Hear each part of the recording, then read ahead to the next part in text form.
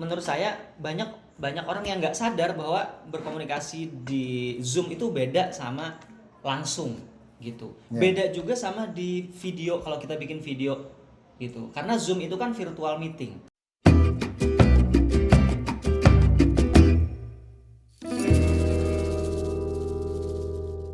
Kalau saya udah expose sih. Nah, tapi kan gini, kemarin saya ada pertanyaan nih Kak Ozan, Kak Reza sama Kak Tony nih. Pertanyaannya adalah di masa pandemi ini biasalah, berarti job-job pendongeng ini kan pasti menurun lah. Kita nggak bisa kita tampik lah ya. Kita semua turun. Nggak cuma pendongeng juga. Ya. Tapi sebetulnya persoalan mendongeng ini kan tetap bisa kita lakukan. Yang menurun itu kan persoalannya kan jobnya. Nah, jobnya. Kalau namanya pendongeng kan tetap harus dongeng kan? Iya. Artinya ada peluang-peluang kita tetap entah di rumah, entah di kampung, entah di mana, pasti ada. Nah sekarang bagaimana menciptakan apa ya namanya kemampuan itu? Karena kalau nggak diasah terus kan otomatis menurun stamina, performa dan sebagainya. Kak Ojan dulu deh, bagaimana pendongeng yang sudah berkiprah tapi tiba-tiba pandemi kemudian jam terbang menurun agar stamina, teknik dan lain sebagainya masih tetap performa baik. Pertanyaan bagus untuk orang yang salah.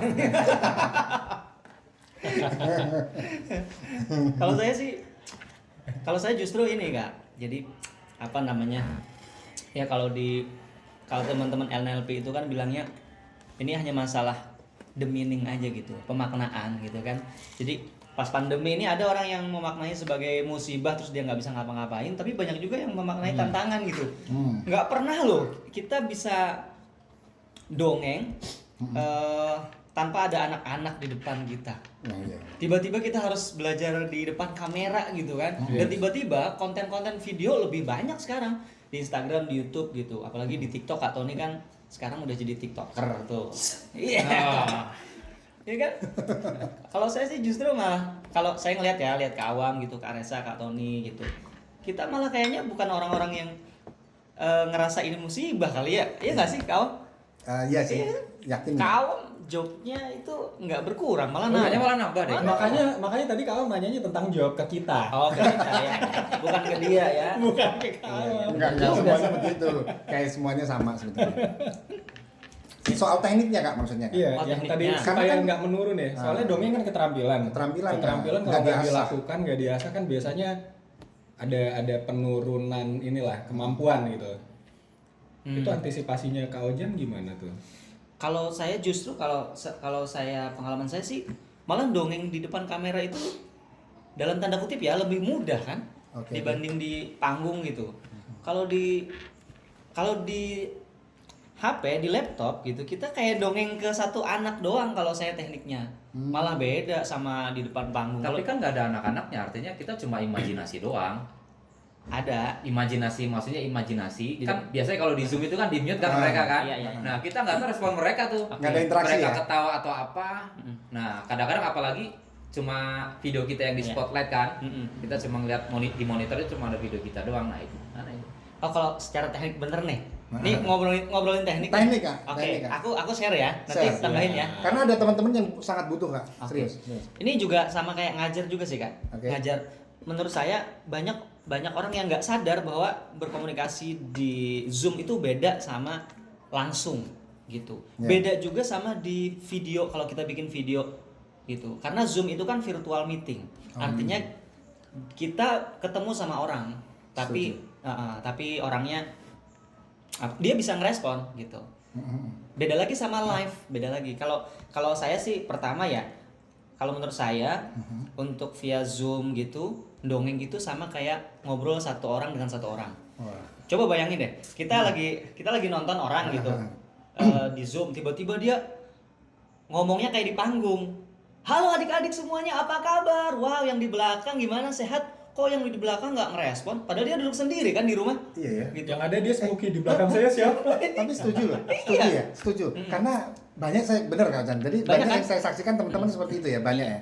Artinya di situ dia memperlakukan partisipan anak-anak yang ada di Zoom itu seperti layaknya Di panggung. di panggung. Oh. Padahal sebanyak apapun audiensnya, mereka duduk sendiri-sendiri di rumahnya. Oke oke. Gitu. Nah, One on one ya One sesungguhnya. on one. Oke. Nah, guys, berarti teman-teman sekalian perlu diperhatikan, kita juga harus mengadaptasi ya situasi yang ada di panggung dengan di layar itu tentu saja berbeda. Nah, ini menarik. Tapi ada yang lebih menarik lagi Kak Tony, ketika kita memainkan boneka itu sangat beda banget. Saya merasa malah belum berhasil. Nggak tahu, maksudnya merasa kayaknya nggak asik gitu. Karena nggak di depan. Nah, ini jurusnya, triknya gimana Kak? Kan karena paling banyak kan Kak Tony memainkan boneka ya kan? Gimana Kak? Tipsnya? Enggak, karena kita kan melihat Selamat Pagi Adik. Dan paling aktif main boneka Kak Tony di antara kita aktif. berempat nih. Sebetulnya bukan bonekanya sih, tapi ventriloquism-nya.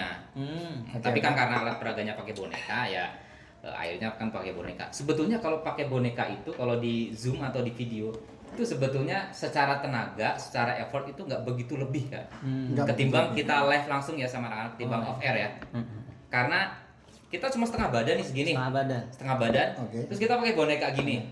Kalau kita off air, Nah, wah, kayaknya ini setengah jam ini pegel ini tangan. Oke. Kalau kita nggak pemanasan dulu, ada pemanasannya, stretchingnya segala macam itu ada sendiri untuk ventriloquism. Nah, tapi kalau misalkan di kamera, itu kan kita bisa nyangga di apa namanya, Ya, ya. Oke. di Bisa bangku. disiasati ya Nah, dengan- mau sejam ngobrol kayak gini juga asik aja.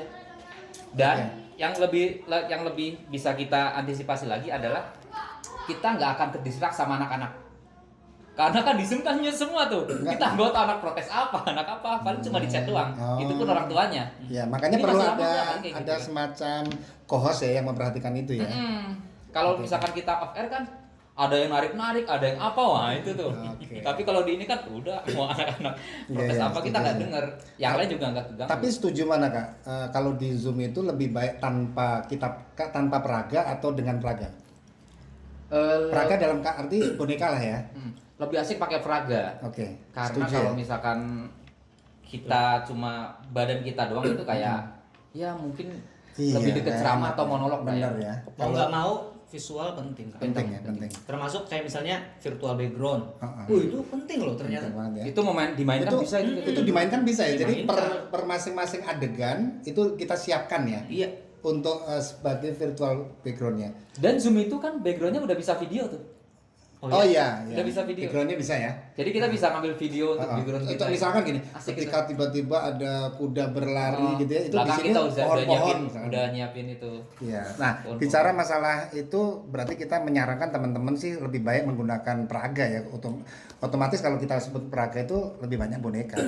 Tapi yang paling kesulitan itu sebenarnya ini Kak Reza. Ketika teman-teman bertanya, karena kan membuat materi nggak gampang lah, apalagi di Zoom yang jumlahnya juga sekarang ini sudah sangat banyak jadwalnya teman-teman. Nah, mengantisipasi agar mudah menemukan ide-ide atau gagasan cerita atau tema gimana Kak? Karena kan Kak Reza juga kita akuin juga ya dalam membuat cerita-cerita yang terkait dengan di luar dari persoalan karakter Kak. Kalau dongeng kan banyaknya karakter nih. Nah, Kak Reza nggak nih bisa keluar dari zona persoalan karakter aja, tapi ada konservasi alam dan lain sebagainya. Apalagi Kak Reza kan punya acara rutin nih. di Nah, TVRI. acara rutin. Ya Klub kan? Rumah Pohon. Bacanya klub atau klub? Klub. Klub Klub, Rumah Bacanya Pohon. klub Klub, dibacain. dan jangan salah di TVRI Iya. setiap Sabtu. jam 9 pagi. Nah, itu kan tema itu kan sangat luar biasa gimana Iya, Kak? iya. Jadi yang saya alamin sih justru momen sekarang ini jadi kesempatan buat kita memperbanyak referensi melalui bacaan, Oke. literatur tertulis maupun digital ya, buku-buku atau dari tulisan internet atau film atau animasi apapun itu bisa jadi referensi. Oh gitu. Iya, kalau TikTok saya masuk nggak TikTok? TikTok juga mungkin masuk ya, yang 15 detik gitu. Jadi Sarang. iya. Soalnya kan kalau dongeng itu sebenarnya kan kita mengolah berbagai hal untuk disajikan. Oke. Jadi sebenarnya referensi apapun itu bisa jadi inspirasi buat dikemas dalam cerita gitu. Sebagai inspirasi, tapi cara menyusunnya sehingga itu jadi saya menyaksikan banget ini kalau setiap hari Sabtu kan, itu bisa penyampaian Kak Reza itu bisa seperti terstruktur banget gitu loh. Iya, oke. Jadi cerita ya. Iya. Nah, kalau yang terkait acara Klub Rumah Pohon hari Sabtu itu sebenarnya banyakan spontan loh kawan. Oke. Jadi Berarti gitu. komeng itu. Jadi memang ada temanya, tetapi cerita itu tidak dipersiapkan secara matang dalam tanda kutip. Oke. Karena kan ada partner di situ, ada Mbak Opi, ada teman-teman. Nah, kadang-kadang situasional di lapangan itu membuat kita harus lebih peka untuk merespon. Bahkan Nah, mengubah cerita. Bahkan mengubah cerita. Bisa jadi ini.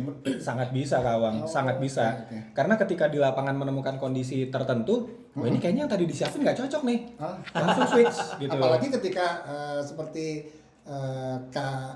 Tante Opi itu kemudian membelokkan atau berimprovisasi. Ya, nah, improvisasi yang kadang-kadang sering terjadi, bukan kadang-kadang, yang sering terjadi. Itu dalam satu Improvisasi. episode improvisasinya bisa berapa persen sendiri? 50-50 kayaknya sih. Bisa 50% sendiri. Walaupun Iya, typing tapi nggak mau ngulang ya. Nggak, kita usahakan one take. One take, Nah, terkait tadi dongeng, kita menyampaikan secara runut dan seolah-olah terkonsep. Oke. Sebenarnya bukan seolah-olah, tapi memang terkonsep di kepala kita. Ya kayak tadi itu tadi, banyak berlatih pertanyaan ke Awang, ke Kak Ojan yang pertama itu. Walaupun kita nggak dongeng secara live, tapi kita secara online maupun membaca itu tetap jalan.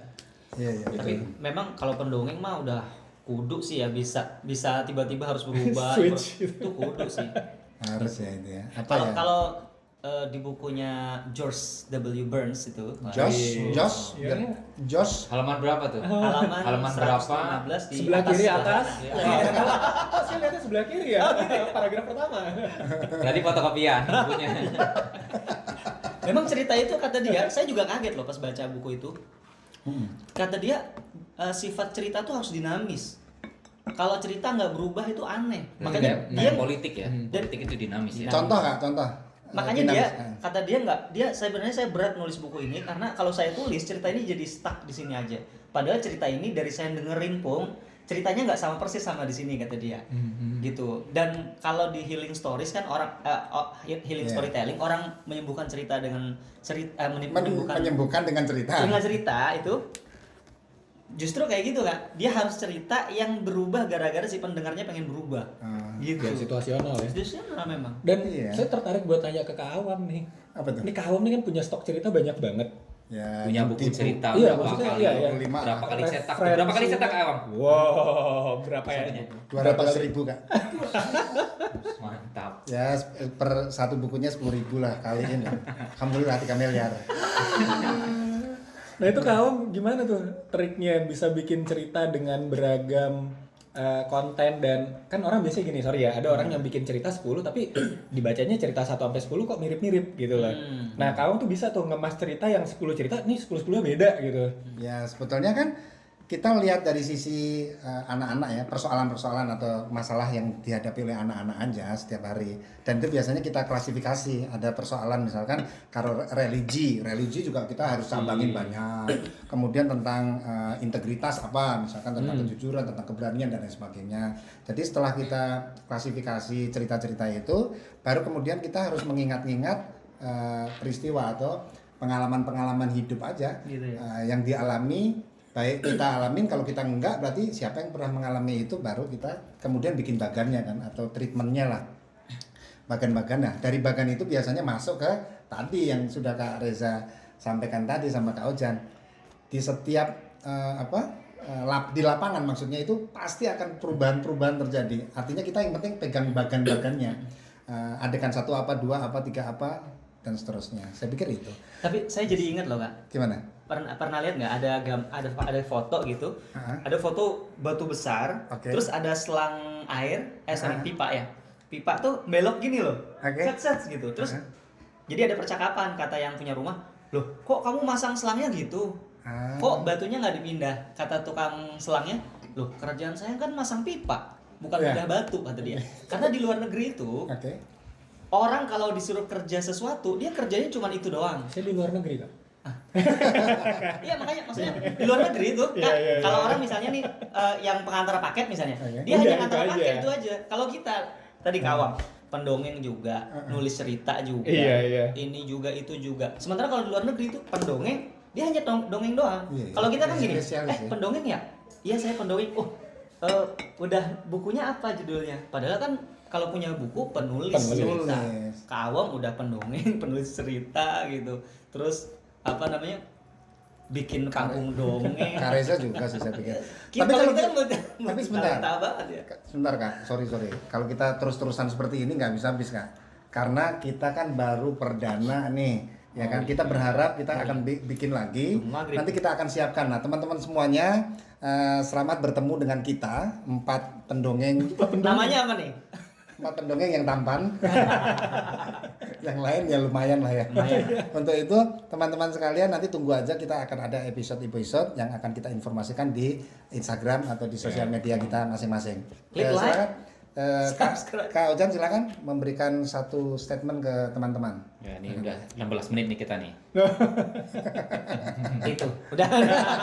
Kak Reza? Ya ikutin terus ya, kita sama-sama belajar dan berlatih. Ini berempat juga kita sama-sama belajar dan berlatih, Betul. sekaligus sharing. Ya sebetulnya kita berlatih ya, sharing ya. Iya. Kak kata nih Iya, betul yang dikatakan Kak Awam, Kak Oja dan Kak Iya, cuma itu doang.